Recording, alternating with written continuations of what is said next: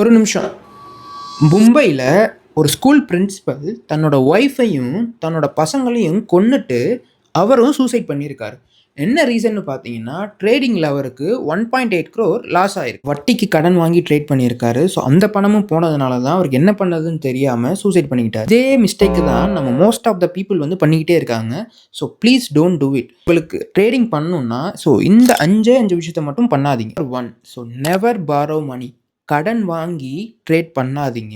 Second, family savings account எடுத்து trade பண்ணாதீங்க. ஏன்னா அந்த அமௌண்ட் வந்து உங்களோட பசங்களோட மேரேஜ் எக்ஸ்பென்ஸ் ஆர் ஸ்கூல் எக்ஸ்பென்ஸுக்கு தேவைப்படும். Number 3, emergency fund. So emergency fund நார்மலாக இன்கேஸ் நம்மளுக்கு ஜாப் போனாலோ இல்லை சடனாக ஒரு மெடிக்கல் எக்ஸ்பென்ஸ் வந்தாலோ அதுக்காக நம்ம அந்த அமௌண்ட்டை யூஸ் பண்ண வச்சுருப்போம். ஸோ அதை எடுத்து ட்ரேட் பண்ணவே பண்ணாதீங்க. நம்பர் 4 பார்த்தீங்கன்னா monthly expense. So monthly expense அமௌண்ட்டை எடுத்து ட்ரேட் பண்ணவே பண்ணாதீங்க. 5th தான் ரொம்ப ரொம்ப முக்கியம். ஸோ நம்ம கடன் வாங்கியிருப்போம். அந்த கடன் வாங்கின அமௌண்ட்டை திருப்பி கொடுக்கறதுக்காக வச்சுருப்போம். அந்த அமௌண்ட்டை எடுத்து தயவு செஞ்சு ட்ரேட் பண்ணவே பண்ணாதீங்க.